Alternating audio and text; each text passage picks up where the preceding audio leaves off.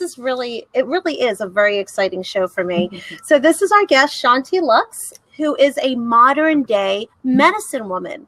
And for those of you who don't know what a medicine woman entails, I mean, it's not a nurse, it's not a doctor, it's something that encompasses so much more than that and goes back like thousands of years. So I'll let you explain what a medicine woman is and how you define yourself. Yeah, that's a really great question. So medicine woman to me is really just talking about the types of plants and herbs that I work with, as well as other healing modalities, with the intention of supporting healing in people and with families and with our environment. And there are many, many lost traditions that are we've lost. We've lost access to them. And especially in the West, where we don't have much context for medicine outside of the allopathic, medical world, even as we're seeing a resurgence in integrative medicine and naturopaths, and holistic forms. There are people such as myself who are really feeling called to learn more and to share more about some of these practices and traditions, and support people who simply aren't getting what they need from the status quo of the medical world. So we can talk a little more specifically about the types of medicines that I work with. We're definitely going to get into that. We have so much to go over today, because as you're talking to me and as you came early today, you're really a woman of many talents. I mean, you're very, very diverse. Thank you. And you come from a very different background from what you've come to know and what you want to spread right now. And there's so much to cover. Well, why don't you just tell people first, maybe where they can find you, how they can find your website, and then if you don't mind, why don't you talk about how you became who you are and where you came from? Sure. So I want to just offer up my contact information. You can contact me at Loves the Journey, LOVES THEJOURNEY @gmail.com. And I'm also just going to give my phone number, because it's really important for me to make myself available to anybody, and particularly women who may feel called to some of the things that we're going to discuss today and need a safe place and a trusted, confidential person to just ask questions. That's very generous. Yeah, well, and I'm completely comfortable with that. So my telephone number, my personal number is 714-654-6299. And I really, really want to make it the point that anybody who feels any kind of resonance with myself, with what I'm talking about, and if there's any part of you that's just curious and needs to know more, wants to know more, trust yourself, trust whatever that part of you is, and reach out, because it's really such an honor for me to step into my sacred contract and support people who are seeking healing. And just more information, whether it has anything to do with me or not, I just want to support people getting access to that. So, website is still under development. You know how that goes. Yeah, but it's good, because I think that all the stuff that we're going to cover, I think it's probably going to tweak a lot of interest. So absolutely. It's good that they have that. And we can also mention it at the end. Sure, too, absolutely. For people that might be tuning in later. Yeah. So, okay, we have a lot to cover. We have tea. We're going to do a ceremony for you today. Shanti's going to explain. She's got a lot of things. She just got back from India. She's going to talk to us about that. I was really intrigued by her because she's coming from a corporate background, which is complete opposite. Did I do that right? Yeah, the complete opposite world of where she is now. And we're also going to tie in some other things. There's a lot of modalities that she works with, a lot of medicinal herbs that hopefully you can touch on. She also does circles. I'd love to hear how that goes. Absolutely. And if you don't mind, I'd like to actually bring in a modern day medicine, cannabis, and just from experiences that I've heard and how people sometimes get paranoid, I'd like to maybe dispel some of the other things like ayahuasca. And maybe since you have the knowledge, maybe we can compare and take a look at all those things. Definitely.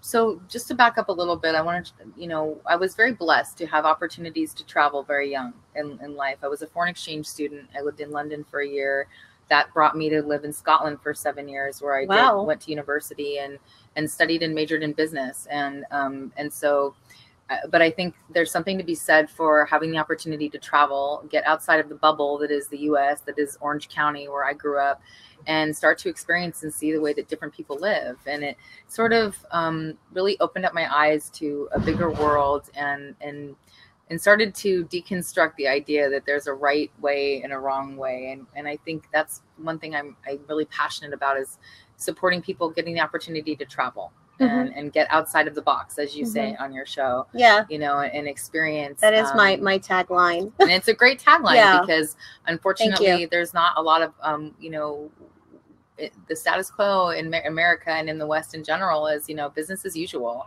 This is what we're supposed to do. This is how we're supposed to dress. And you know that coming from the corporate world. Absolutely. So for when I graduated university and came back to the States, I very quickly fell in love with autism and had a niche working with autistic children and pulling language from them. So that was my background, was working with children and families. And it was a beautiful journey. And it was also incredibly frustrating working with government contracts, dealing with the constraints of working with insurance companies, and realizing that my hands were tied, and that because of these boundaries, I wasn't able to make the difference that I knew I could make. And so after I sat in my first ayahuasca ceremony, it became very clear to me that I was complete with that part of my journey. And how did that find you? It's interesting because your first ayahuasca ceremony. A lot of people. I was planning on going to Peru, and I knew that it was something I was interested in. I've been a seeker my whole life, but a very conscientious and careful seeker. You know, I wasn't like, hey, let's try everything and see. No. And I think, you know, there's a smart way, there's a conscious way and a careless way to do everything, right? Food, sex, you know, experimentation with altered states of consciousness, you know, going on a vacation, right? I mean, dating, you know, there's ways to do things where you're really minimizing the risks. And then there's just, you know, throwing yourself in and hoping for the best. And I've always been, you know, fairly intelligent, I think, and conscientious about how I move forward. So I was planning on taking a trip to Peru. And it so happened that, and a lot of people say this, ayahuasca found me. And I was very quickly blessed with an opportunity once I really felt called to work in that tradition with some incredible teachers and a lot of opportunities to dive right into that. No, I get the feeling, I could almost hear them. I get the feeling that a lot of people watching are like, ayahuasca, what's ayahuasca? So maybe we should take a second before you get into that. Yeah, ayahuasca is a very sacred tradition that is thousands of years old and is known by a few different names. Yahe is another one. And in South America, in Colombia, Peru, Ecuador, Brazil, there are many different traditions which use this plant medicine. And it's fascinating. It's fascinating medicine because out of 25,000 species in the Amazon jungle, somehow putting two of them together creates this brew of which the active ingredient is DMT, which is in pretty much all living things. We get a big dose of it when we're born, when we die, and when we dream. And does that stand for something, DMT, or is it just DMT? It does. Dimethyltryptamine. You're putting me on the spot here. I can never remember but DMT is the active ingredient. Right. Okay. It does stand for something, and unfortunately, I'm not the No, but there's this component which is in us, and that is very long, and all so living things, right? And it was used in its.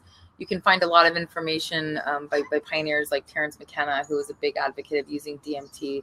Well, I did try DMT, but I felt really called to the more traditional way of taking it, which is ayahuasca, which the MAO inhibitor, which is the vine ayahuasca, extends the quick metabolization of this DMT when it's smoked or injected, which they've done some studies. And people have been experimenting with this for a long time. Basically lifts the veils of reality as we know it. And can be really terrifying. It can also be incredibly beautiful, blissful, empowering, or kind of remembering. But I was called to the more traditional way of experiencing this medicine, and so and that's ayahuasca. And so ayahuasca is ceremonial. It's facilitated by a shaman who has a special relationship with the medicine and is able to facilitate a very powerful healing experience for those who are sitting or open in ceremony. Well, and those who, and again, you know, when we talk about these medicines, I don't have any sort of idea or notion that everybody needs to do anything. Mm-hmm. I think people who are called feel called and will seek it, or it will find them, whether that's marijuana or psilocybin or or whatever, or cacao, you know, which is, you know, completely non-psychedelic, mm-hmm. or you know what. So I think there are medicines that work well with different people, and part of the journey, if you're open and you're seeking insight and self-discovery and clarity and healing, you begin to resonate towards, and your higher self will call you to those that you are meant to work with, that mm-hmm. are going to work well with you. Mm-hmm. So it found me long before I ever had to go to Peru. Mm-hmm. And so it's very controversial. It's in the U.S. because it's still illegal unless it's under a branch of the ONAC or the Santo Daime Church, or a limited number of organizations that are able to legally use ayahuasca as a sacrament. And truly, it is a spiritual experience. You know, it's not like you know, taking a tab of acid and tripping out. It is a profound spiritual experience that tends to bring up everything that we're not dealing with in our conscious walking lives.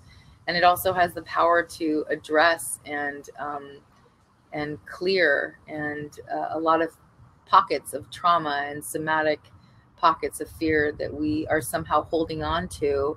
No matter how much yoga we do or therapy we engage in, there are these things, right, that we just can't seem to quite access and clear. And ayahuasca is very good for getting those things moving and clearing. So, well, it sounds purely psychological, like, whereas when you hear about psychedelics, sometimes you're seeing something that's a reality and sometimes you're not. Yeah. But with this, it sounds like it's almost going into those grooves in the brain. I mean, it's fascinating. The research on it is fascinating. The tests that show the liver tests that come out on the other side of someone sitting in ayahuasca ceremony are profound. Your DMT scores are up.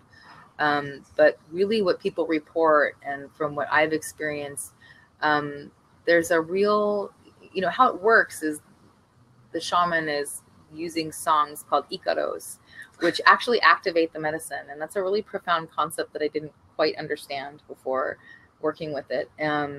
But the songs are addressing aspects of you and your healing, your lineage, your maybe past lives. And so it's a very internal, personal process that even as you're guided on a journey, you're on a solo journey, even as you're on a group journey.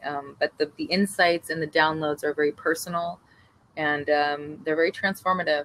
And so when you talk about these songs, are you, as the medicine woman or the facilitator of these groups, are you singing these songs, or where are the songs coming from? Yeah, the songs. So whoever the facilitator mm-hmm. is working with dieting with plants, who teach them songs, mm-hmm. learning songs, channeling songs, mm-hmm. And that work with the medicine and some of the medicines that are within the brew, the medicine. Mm-hmm. So it's kind of, it's outside of our like general context to think that each plant has its own frequency, right? But I think science has talked about that anyway, that there's vibrational and that's one of the things that many people report, you know, as a part of sitting in ayahuasca ceremony, is it's almost like it's nothing new. You just like remember, you forgot your interconnectedness with all things. You forgot, mm-hmm. but people experience, deep personal messages from plants and have this refreshed take on life and mm-hmm. remember who they are mm-hmm. before they were conditioned with their Mhm. programming of their family and their identity and their career Right, and their right. roles as a mom And society. all of that. So it's been a beautiful journey to watch so many people in their awakening and really just lift the lid off of their freedom and Mhm. peace and fulfillment. So Mhm. a lot of mothers, I'm really called to support a lot of mothers, especially of special needs children, where there's just it's a very isolating place to be in. And so I feel especially called to bridge this medicine to women who may be dealing with a lot of trauma that just hasn't gotten handled, is still constraining them in some way. Mhm. So, Well, you have your background also with kids with autism. Sure. So, what were you doing in India? This last trip to India, I was working on a couple different projects. I've been working with an organization that basically takes in special needs children from Indian orphanages, of which they're pretty much discarded and thrown away. Right. And we all know that from the movie Lion, if anybody's seen that movie. Yeah. Actually haven't seen it. I can't wait to see it. It's hard to watch. Yeah. I mean, I started Googling orphanages in India and saying, how can I help? How can I adopt? Because it's so heart-wrenching. Yeah. You know, and the Indian government just kind of lifted the lid on adoptions for India. So it's a tense time. They're not able to show the children's faces, is for their own best well-intended reasons. But I also have some projects in the north of India, some village schools, some city schools, and really that's just such a passion for me to be able to bring engagement. Mm-hmm. My biggest I guess notion is that human beings thrive on connection, and we live in a very isolated time with all of our connection through the internet and through Facebook. We're really disconnected in some of the most fundamental core ways. So and a lot of these kids in India, their families are in survival mode. They're doing the best they can to get enough food, for the family. So these kids are left really to their own devices, and there isn't enrichment. There isn't positive role models. Right. They learn to beg because it's reinforced by all the money they get from it. So how do we empower these kids? How do we teach them meditation and yoga? Is that and something hygiene? That you do when you I work with there? I've got great partners in India who are great channels for the support, the resources, and the groups that I bring to have an adventure and also have a degree of service that they can gift and bless India with. I'm all about the energy exchange. So, Well, I think it's wonderful that you're taking that to a place like India. I mean, India, I think of India as a very mystical place, but they have these tiers of society where it's almost kind of, it's like the mysticism is discarded, I guess. Yeah. Because how could you have such a mystical place that's so magical and colorful? From what I hear, I haven't been there. Yeah. But you should come this summer. I don't know. Maybe I'll think about it. I mean, if I could make a difference, and if I could help, I might want to take a couple of kids with me. I don't know if I could leave anybody there. Oh, I got you. So, but it's amazing when you think about how the history of India, but yet they have this way of kind of throwing people away, which doesn't it's really hard to, having spent, a great deal of time there over the past 2 years. I've been there 5 times in the last 2 years. Wow. That's a lot in a 24-month period. Yeah. I've been really blessed, and I have a lot of supporters that see the work that I do and want to support me making a difference with these kids and with these, underserved populations. Mm-hmm. But I think it's really easy to try to assess India from our filters, and it's not until you really go to India that you have some perspective. There's a great, that's interesting. Yeah, because what you can't see on the outside is the systems that are in place there that have been working for them for 8,000. I'm not trying to say that they're, that no, right, the same. Of course. Obviously they're dealing with different, plumbing and different things like that. There's 1.25 billion people there. And if you look at a map of the size of India and all of the different countries' populations that fit within these different states, you start to get present to the enormous challenges. Well, they have like how many? They have like a zillion different languages in India. There's I mean, something like over 50 languages, but so many dialects. I mean, even just the different areas that I travel to, it's like I could know Hindi but still not be able to communicate in Telugu or Malayalam. Wow. So it's like so English is the beautiful blessing if you want to say that the British left a blessing after draining them of most of their resources. And sign language. Yeah. Like there's a universal sign. I think every kid should learn sign language because you can literally go to Sweden and speak to people. Well, and I'll tell you what, people always ask me, I stay in villages and I love to take people, teachers, yoga teachers, music teachers, people that just feel called to connect and understand, get a little closer to what is this place, that the most powerful language that I've ever learned is the language of no words. And you can communicate so much without saying anything and there's a beautiful part of India that is like true namaste, not just something we say in yoga class where it's like love, namaste, but like really you see them looking right into you and you feel really seen and witnessed. And there's an intimacy in that is sort of an interesting dichotomy because you're within a culture where, it's still very, very reserved and there's a lot of rules about how you interact with male and women. So yeah, but I got to bring a lot of cacao and cacao ceremony to India this time, and that was really special. I want to talk about what you were doing in my kitchen, my humble little kitchen. So Shanti Lux comes into my small little adobe here, and she says, "I need a pot. I need some water. Can you get that going for me?" And all of a sudden, she opens up a bag full of like 5 or 6 or 7 different parchment papers and little boxes, or actually like they're little glass containers of spices. And then all of a sudden you put all these little cacao bits, but they look like coins. I brought 2 pieces. Coins. I brought 2 pieces of 2 different types of cacao. La Chocolatier, amazing. My amazing sister, goddess Cynthia, she started this amazing company, really high quality cacao. So I brought over some Peruvian cacao and some Guatemalan cacao. We blended that up. We're just using a little Palo Santo to just sage our little. So she really makes this a total sensory experience, is what I guess I was trying to say. I mean, she took over my kitchen. She started stirring this pot. Everything was done with such intention. That's what really struck me. It wasn't that I didn't know what things were. I really didn't. But it was the way that she moved and the way that she had intention behind everything that she added and everything that you kind of amalgamated together.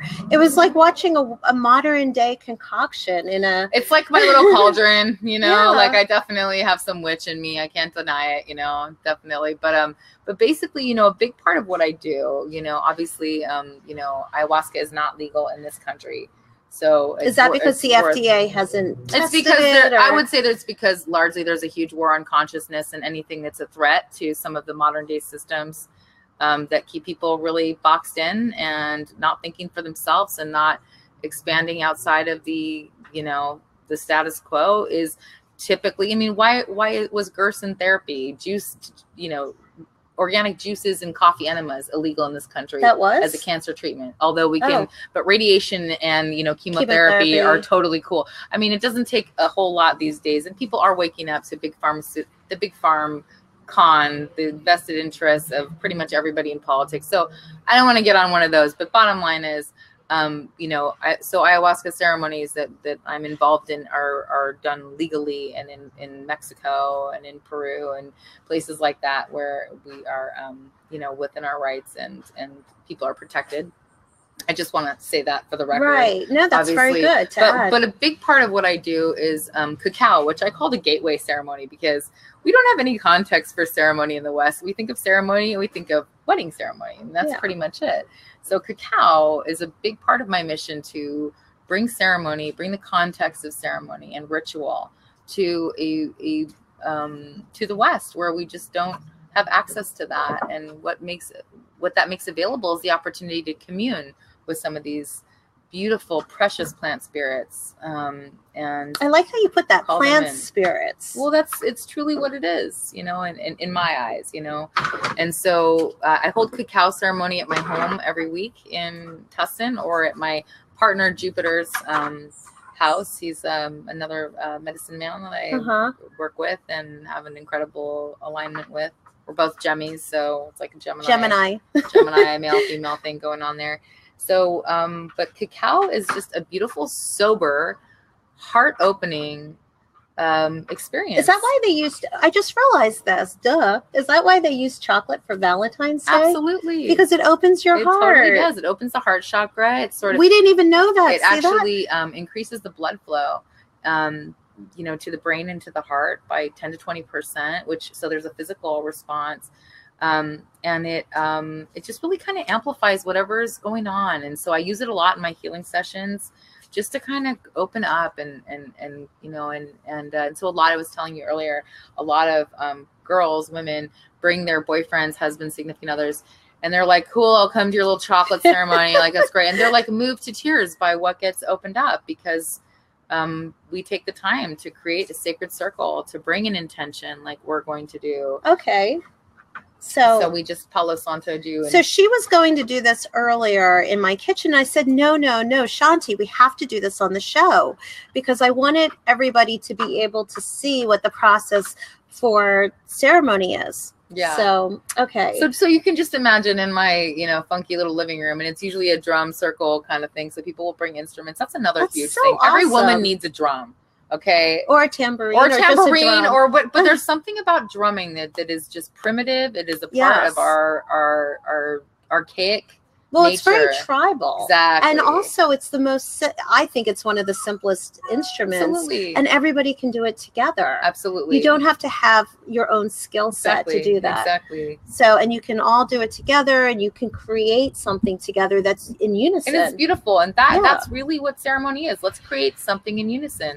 And the cacao will be the catalyst for that. So can you imagine 15 people or 20 people and sitting in my living room in a circle? And I mean, these are like lawyers, doctors, people, students. I mean, young people, but everyone's coming to get connected. They're seeking connection. Right. And you did mention how important that is. And it is true. We have Facebook, we have all these modalities, but in some ways we're doing all that alone. Absolutely. You know? As my mother would say, and I want to put a shout out to my mama, my guru. We have hands in. Yeah. Hi. In Minnesota. She says, you know, we are the medicine. People are the medicine. We are the medicine, but we so rarely feel safe enough to extend that generosity, the love, you know, beyond our safe little circle. So that's really what I'm trying to create. It's somehow, it goes back to when you were a kid and you were told not to talk to strangers. Totally. Well, and we play it safe, and let's be honest, in this society, it's all about looking good, you know, being cool, you know, and so I'm making it cool to like hang out and talk about your feelings and do open heart exercises and experience intimacy outside of the way that we would normally collapse it, because it's very healing. And I watch what happens when people come to cacao ceremony, have no idea what's going to happen. And I like to throw what do you see? What do you see in these people? So what I see are people being moved by witnessing people of all different ages and different backgrounds going through the same things that they are. And when we start to tell the truth about what's alive for us, what we're feeling, what we're needing, what we're dealing with, that's such a potent and powerful space for us to find common ground, offer support and reassurance. And so, I mean, for me, it's like, look, I swim in really conscious communities. For me, I can pretty much call anybody I know and be like, hey, I really have a need for connection, or I'm feeling a real loss, or I'm mourning today, or would you, you know, I can find that. But it's not until someone comes and goes, I honestly, this like changed. I haven't felt this good in years. I had no idea I was needing connection this much, or inspires them to go take action in an area of their life, especially where they've been people who are not in a relationship. Absolutely. You know, absolutely. or they're not, maybe they live far away from their family. I mean, those are the places we feel safe, but why do we have these veils up? I mean, well, we used to, and especially with women. Okay. So I'm going to speak to that. We used to live as tribe, right? Like the men were out hunting, the women were supporting each other, taking care of each other's children. And it takes a village. And we were talking to each other and sharing, and then something happened. Like we started separating and living. We started buying big houses. We started inventing things like buffets and fan pages and shopping malls and plastic that we put in our bodies. And we forgot that it's all an illusion and that really this is what's real. So can I toast? Do it. Can I toast? So what do we do in cacao? We sit there, we pour the cacao. Wait, you said I have to put it. No, we can't drink it. We have to put it to our heart. We're going to put it to our heart, and we're going to infuse it with our intention. Okay, so I will also go within. So I am just.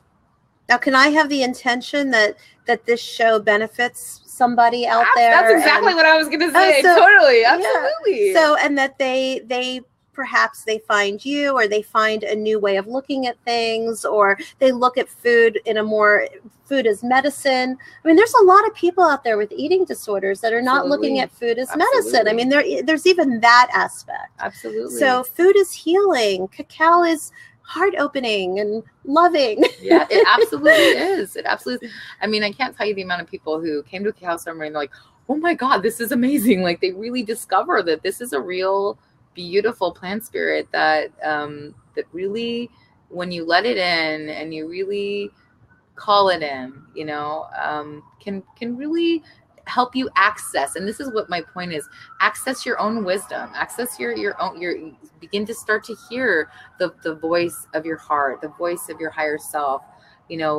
nudging you a little bit louder and a little bit louder. We can start to pay attention to our own wisdom. So okay, I'm going to be the devil's advocate just for a second. Do it. I want to know if anybody's ever come and said, this is just a fancy hot chocolate. I haven't actually had that experience yet. I'm sure that there are people who have walls up. It's interesting. Wow. I had a friend. This is very, very, this is my first sip. So, I wanted to juxtaposition saying this is a fancy hot chocolate and then try it. Well, it is. So first of all, I would say absolutely. Well, I feel like it's the thickest thing I've ever had, and there's a burn. It's burning my throat, and not in a bad way, but in the way spicy food. There's a little cayenne pepper in there, so it definitely made me burn. So it's burning, and the density and I feel like I'm drinking velvet. Yeah, this is medicine. This is ceremonial cacao. Okay, so but yeah, to answer your question, so would I argue with anybody who wants to relate to it as fancy hot chocolate? Absolutely not. But I might invite them to keep trying it, and maybe just to drop in and see what is the look. If their core belief is, look, there is no such thing as spirits. Look, this is chocolate and pepper. Fair enough. I'm not going to argue with you. If you just enjoy a hot cup of chocolate, that's great. But what I find again and again and again is people can't argue with the fact that they feel more self-connected.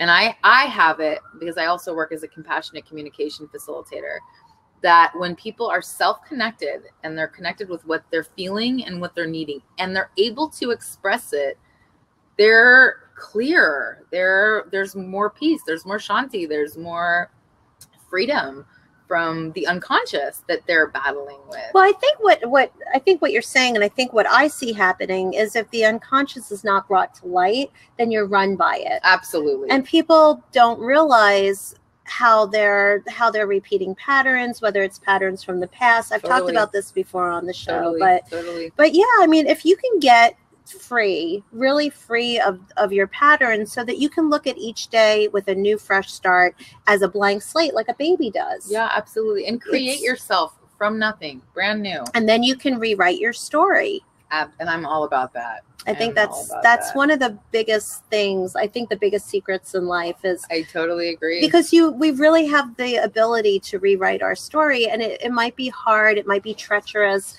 but it's a good start to at least try. It's the beautiful journey. I have a friend who was formerly called the F Perfect Guru. She's amazing.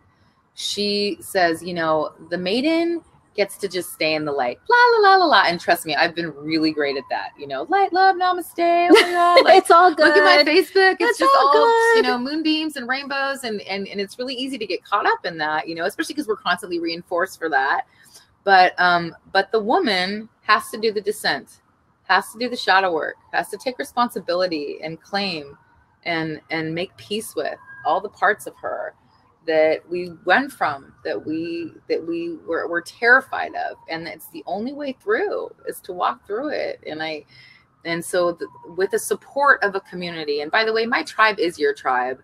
You're all welcome to come to Cacao at my house. And, you know, it's a big joke, but we're like, drink the Kool-Aid, you drink the cacao, like, you know, try it on. You can always leave. You can call it BS. I'm not attached. And you can still all. drive. Totally. You Exactly. can still drive after. Well, and you know, if the worst thing that you got was some awesome connections with a bunch of other like-minded or non-like-minded people, but in a safe place to express yourself and be self-expressed and hold space for others, I'm proud of facilitating that, you know. So if someone isn't into the cacao, the spirit of all that, great. If they come and got a really positive interaction, I say that's medicine too.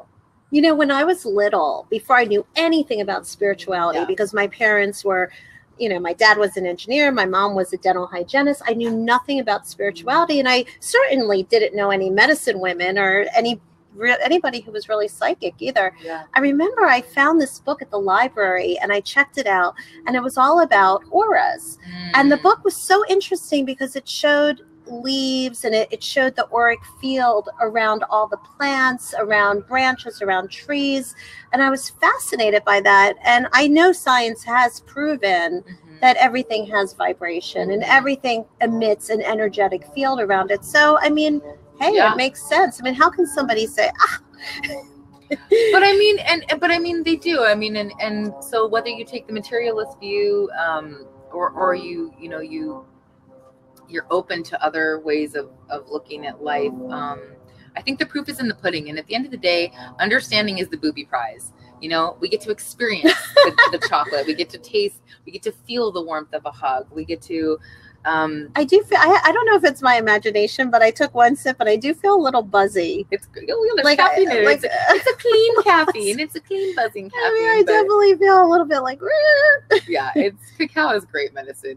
It really is. So how long are these ceremonial? They're a couple hours long. I mean, what we do is we open it up with a song. You know, everyone sits together. Everyone kind of gets connected. What I'm really great at is creating a very tight container, a very tight circle of security, so people feel really comfortable dropping in. I mean, our ceremonies are confidential, so people might end up sharing something that comes up for them, and it's a safe place for that, you know. But you know, it's not like a big sob fest or anything. You know, we laugh together, we share together. We might have a theme. Sometimes I might share some tools of compassionate communication, or do some open heart exercises. You know, some eye gazing. You know, it can be a little confronting for some people. What's eye gazing? What is eye gazing? Is a really powerful way of connecting without words. So sometimes we partner up. I have everyone partner up and put their hand over their partner's heart, and they put their hand over your heart, and in silence you just get connected and find yourself over there. And most of us haven't been given permission or had opportunities to experience an intimate exercise like that with I mean, someone. There's some people, and honestly, that in itself is one of the most transformative exercises that I can lead. I bet you there's some people that might not ever do that. Might not ever. There are get people that who've been married for 50 years that aren't doing that. You know, I know a lot of married couples that don't have true, you know, intimate eye contact the way that I'm blessed to be able to facilitate in some of the ceremonies. A lot of people are blown away by that. And after you've done that with 20 people in the room, you can't imagine the experience of connection, heart connection with everybody, with all these strangers, you know, that you just met. So it's beautiful. It's giving my life so much purpose, and I'm getting a lot of opportunities to go hold these ceremonies in different places, and it's just beautiful to watch how people respond. What is the percentage of the ceremonies that you do that are cacao ceremonies or medicinal ceremonies, as opposed to ayahuasca ceremonies? I would say Probably 60% to 40%. So 40% ayahuasca? Yeah. Okay. Because that's a big step up from this. Yeah, it is. But I'll tell you what, a lot of people that never would have been open to ayahuasca after coming to Cacao and maybe hearing a little bit more about it and understanding that it's not a bunch of people getting naked and running around weird and crazy, like it demystifies a little bit.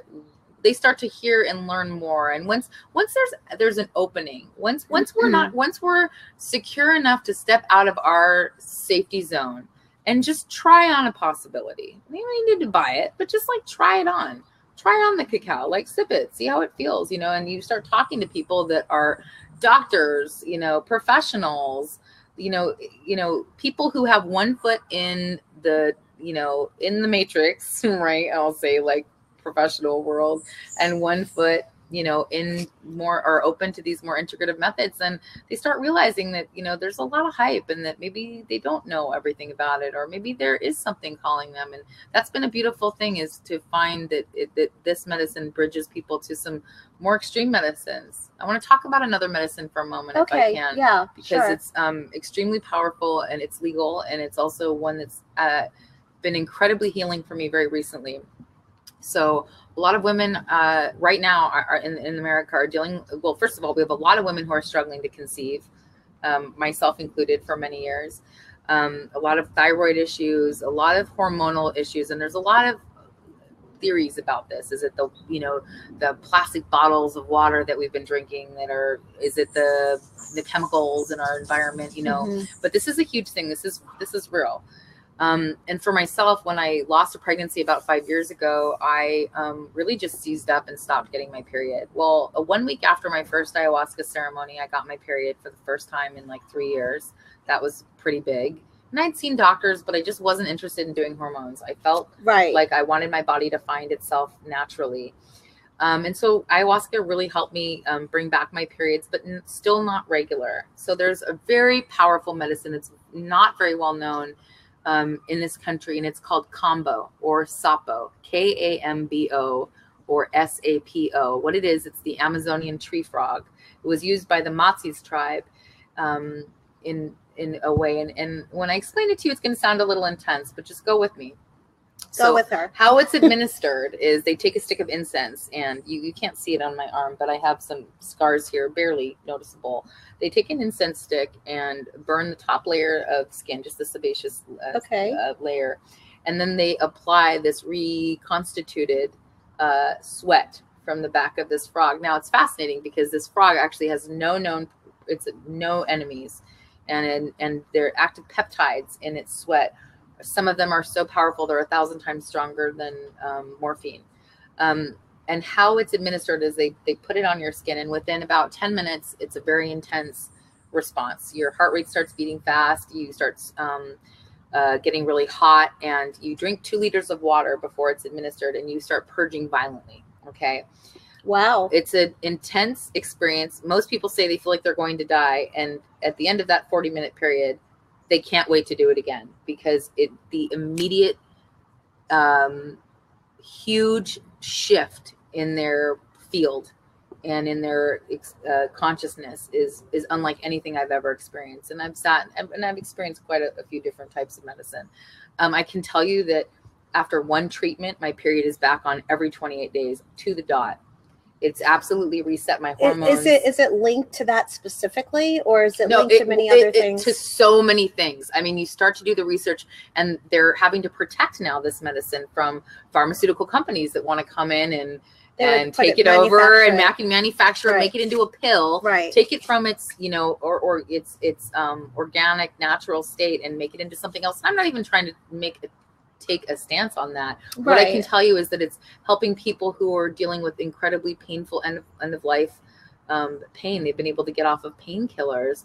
It's resetting hormones, helping people heal from cancer, curing herpes and other viral things. Shingles. I mean, it's like you start to look into it, and I work with one incredible facilitator who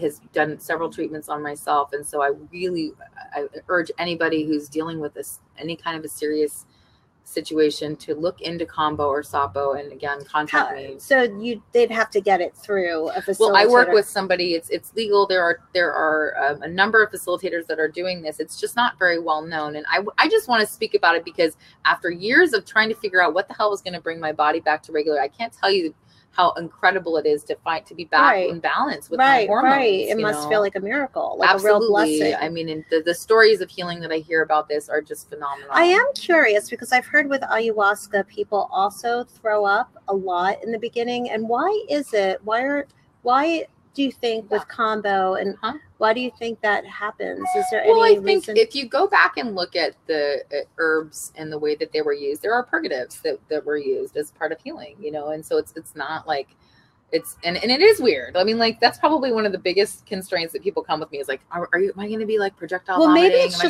Maybe it's just so powerful. But the truth is, so first of all, I want to dispel a little myth. So I actually didn't purge my first ceremony. A lot of people don't purge, or they purge the other way. And ultimately the medicine just knows how to work with each person. So there's no standard way that it's going to go. Every tear is a purge. Every moan is a purge, you know? And so I think there's a lot of hype about it, but everyone has a purge bucket and it's really not that big of a deal. Let me tell you, I never thought the sound of a room full of people crying, laughing, purging would be the most beautiful sound, but it's the sound of humanity healing. And I love that. That's beautiful. And it really isn't anything like you think it is. Like it's really not a big deal. Well, it sounds like something's happening. And I'll tell you what's fascinating. What's fascinating is the same way that you're listening to these beautiful sacred songs and you don't understand, you know, cognitively but you sense and know somehow what it's addressing. When you're purging, my first ceremony, when I finally, the second night, I did 2 in a row. The second night, I knew exactly what I was purging. I was purging the self-hatred I'd been stuffing down. I was purging the fear about stepping into my life and breaking through the chains of approval seeking and good girlness that I'd been, you know, imprisoned myself in most of my adult life. And so there's a really personal connection with what it is that you are getting rid of. When you're getting rid of it, you want it out of you. Like I said, it's these pockets of somatic fear and trauma that are somehow they do get trapped in the body. There, right? They do. Emotions get trapped in the body. Same as with Reiki. You know, sometimes when you're doing Reiki with people, they get nauseous or you know. And I also have this incredible sound chair that is incredible that I use as part of healing that has vibration and sound healing is another great medicine. So do you remember the first time, or can you talk about the first time walk us through what that was like the first time you did ayahuasca? And I have to ask you, and I don't want to put you on the spot, especially twice, but have you smoked pot, and how would you compare? Nothing like that. Yeah, I'm curious. So marijuana is a tricky mistress. She's an interesting plant spirit.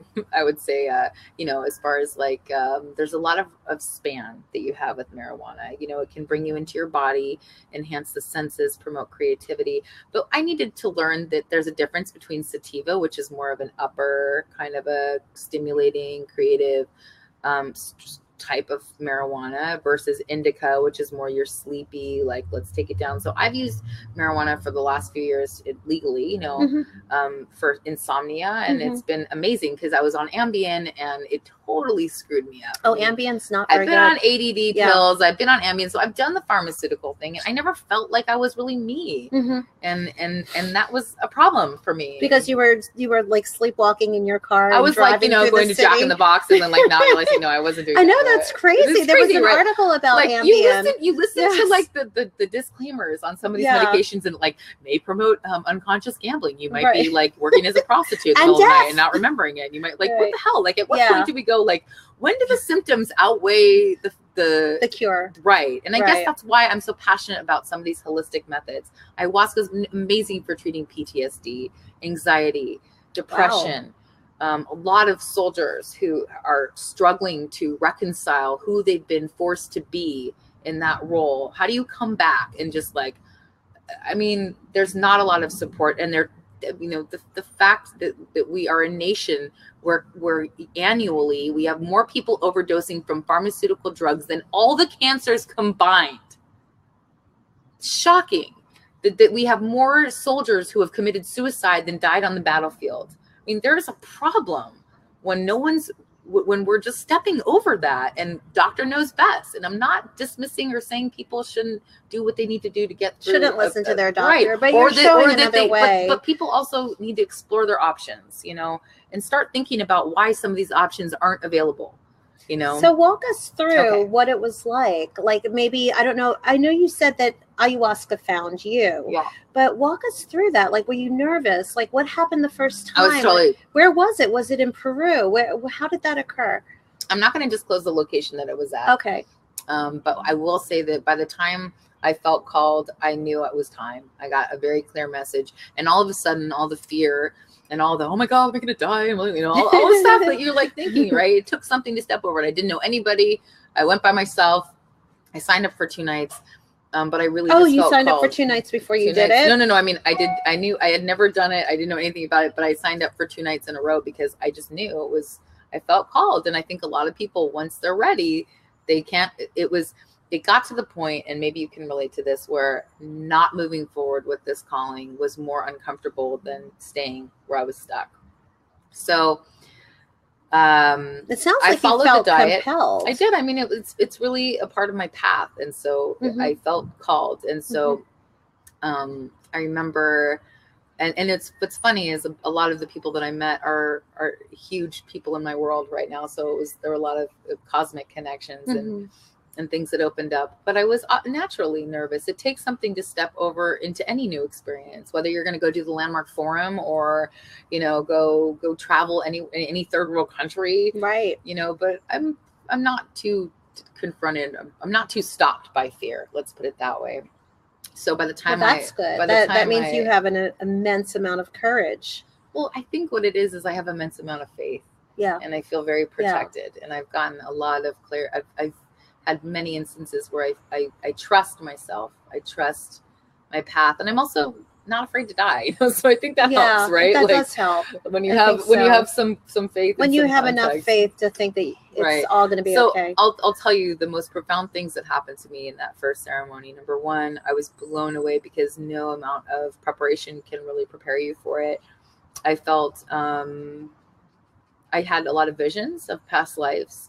A lot of the fears that I brought into this one, including one about not being able to have children, made absolute sense because I saw a past life where my village was burning and I couldn't save the children. And it wasn't like it was like, of course, how could I?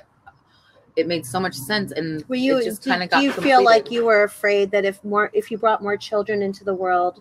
It was just in my it was obviously an unconscious aspect that I brought over from a past life.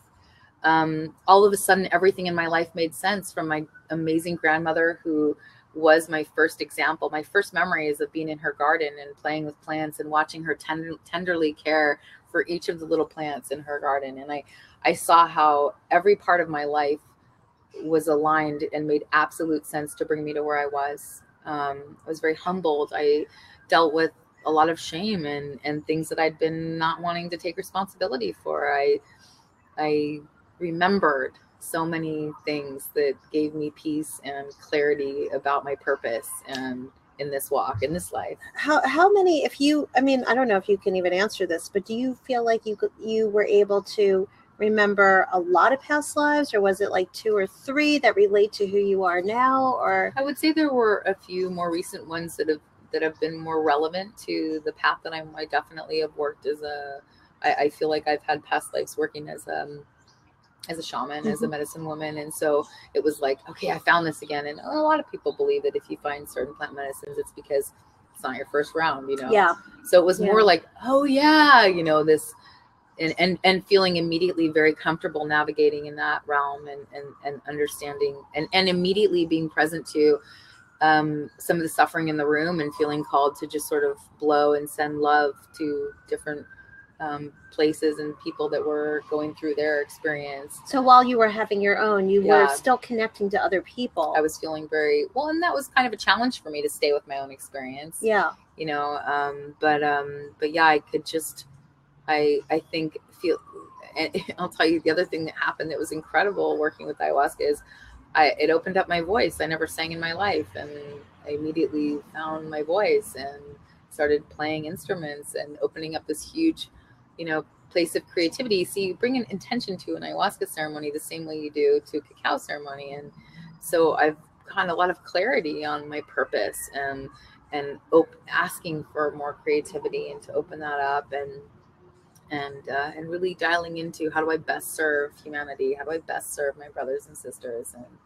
And getting some really beautiful clarity on that. So it was uncomfortable, certain aspects of it, and also so pristinely beautiful. I think part of me, because like many people probably watching, have watched and dissected like every video and documentary and kind of obsessed over what's out there on the internet, and of course you're going to get as many people's perspectives as there are people. But I did that, of course. So I was expecting to like deal with all these demons and like all the shit I've done. Or and you like could have seen something scary. You do sometimes. And then part of that is that, you get to know yourself as somebody that can be with fear and not, and be powerful in the face of that which we don't quite understand and can't understand why it's, being called in. But what I experienced was the most beautiful mercy and grace and love and compassion from the spirit of ayahuasca, who shows herself to many as a grandmother kind of energy. And so I felt very held and very nurtured. And I remember one of my most beautiful and powerful visions was experiencing myself like in a vision, being wrapped in the vine of ayahuasca, and this vine going right through to my belly button, like an umbilical cord, like breathing. That's what I was thinking when you said your belly. Into me, and me breathing love out of my mouth, like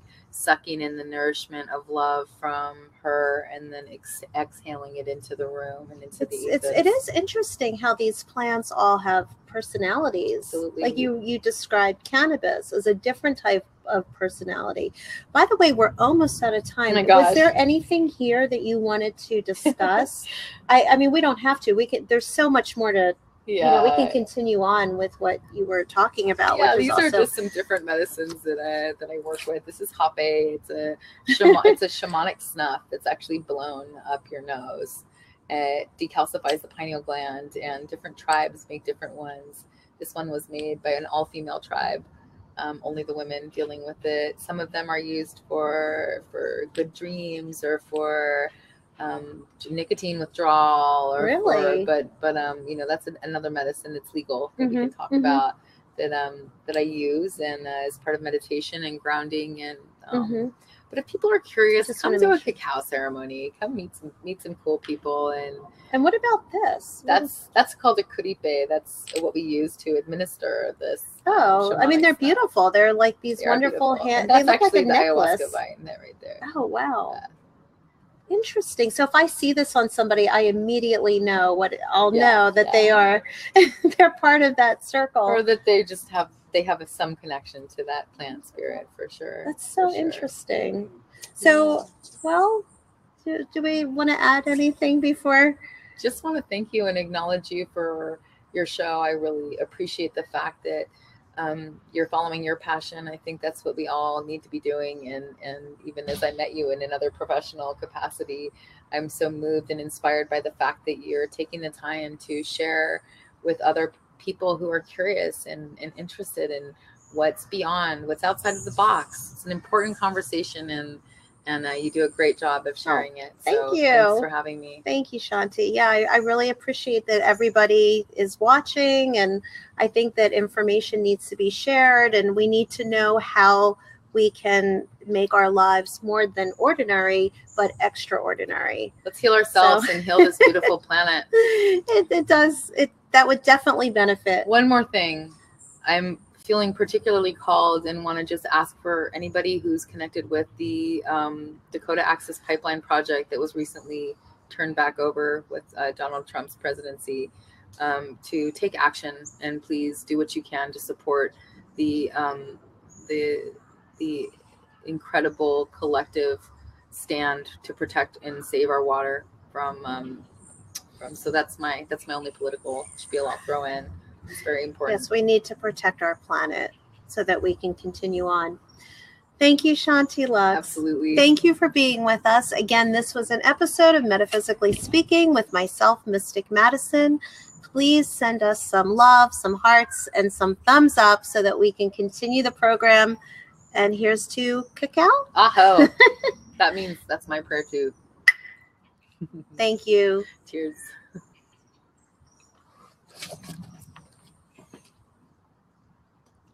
Bye. So good.